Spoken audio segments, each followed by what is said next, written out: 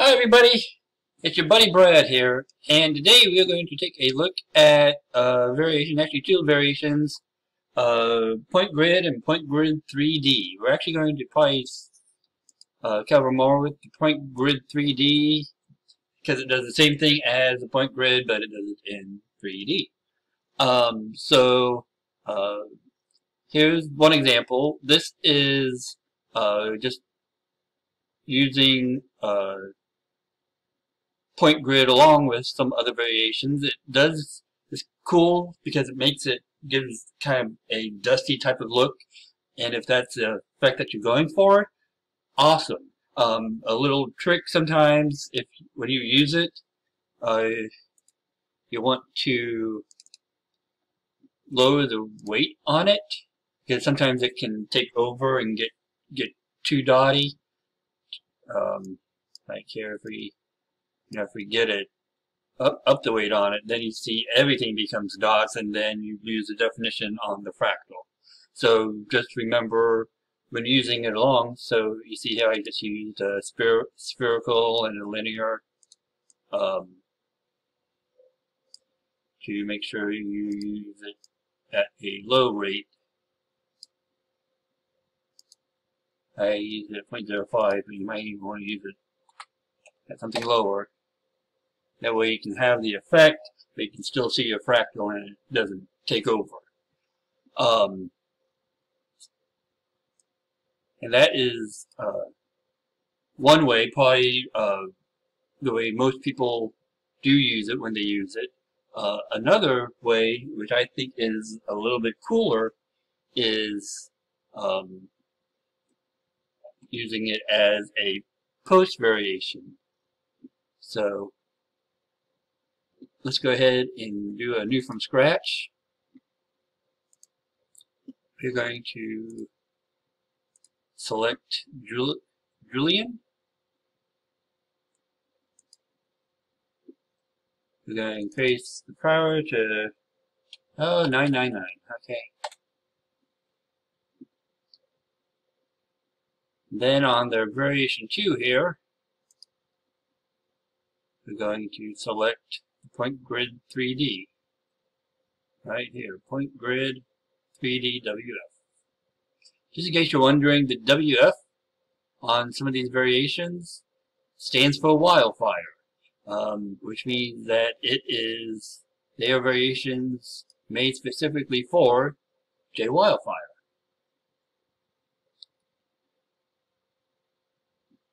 And so now we have the other variation, and we're going to click this button right here, which if you notice, it says makes the current variation a post variation. Then select that.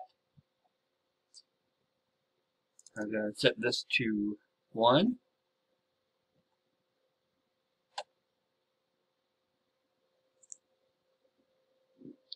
Now if we didn't have set this as a post variation, I guess it does the same thing. I didn't think it did the same thing. Well, what do you know about that? I guess you don't have to use it as a post variation. Huh. And so what we're going to do here is, I'm just going to give it a post anyway.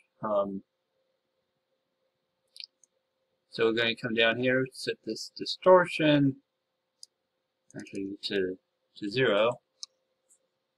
This is the cool part because it actually, if you notice, if you look at some of the variables for the point grid, it has an X min and an X max for the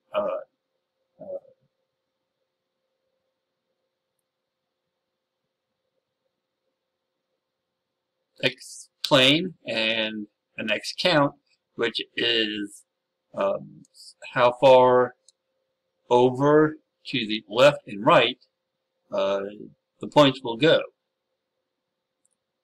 So if you see here, if I lower this, then it brings it down. If I raise it, it comes over. And then set this back to 3. And see then on the right side here, moves that side. And then this controls how many we have. And then we count. We set that to 10. And same thing for Y. And then the same thing for Z. If we change the pitch,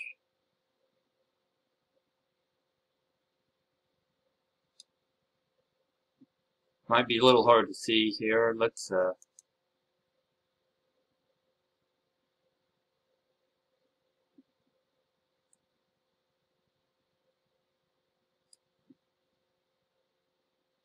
now you can see kind of the Z portion of it a little bit better here.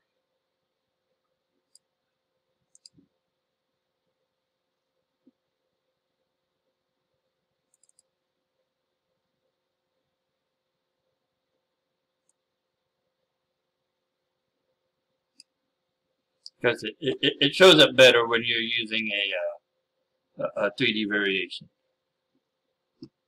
So I'm just going to go ahead and reset everything here.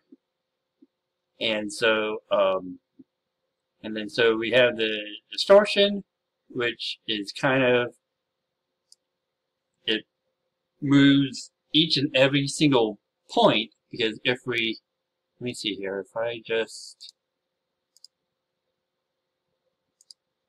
what happens if we just have a point grid?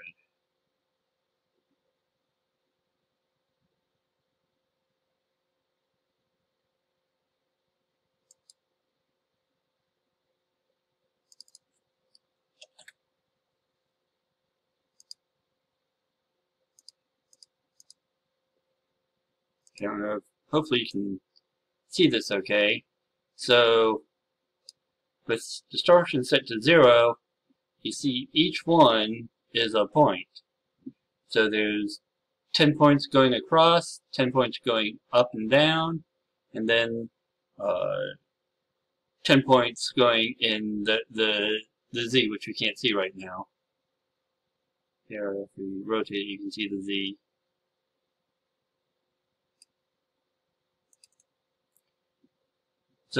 So watch as I change the distortion.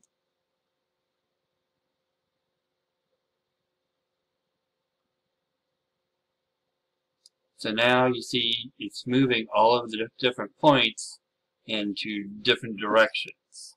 And then the seed changes on where it moves all those different points. Basically, it's just a point, or just a really small dot.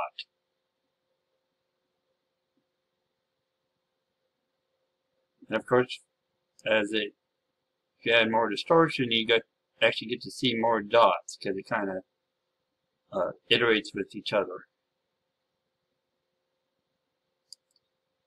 So if we see here, there's 1, 2, 3, 4, 5, 6, 7, 8, 9, 10 dots. So when it's really distorted, it actually shows not only, so if you can watch this dot right here. As I increase the distortion,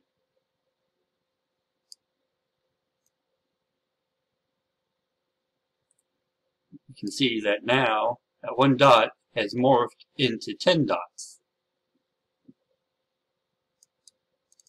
And as you can see, you can make some really cool patterns very easily with just having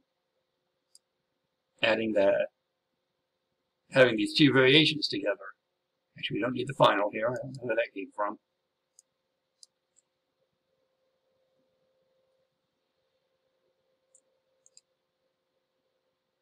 We can even make it solid, and looks kind of cool that way.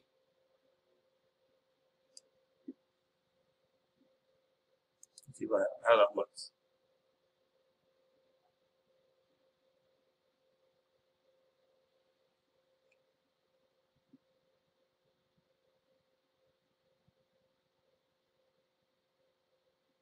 awkward silence during a tutorial. Sorry. The life of a fractal artist.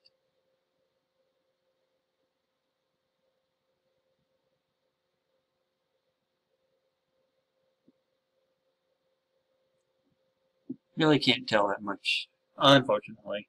But yeah, that's really pretty much about it. If you have any questions, please feel free to reach out to me. And until next time, bye.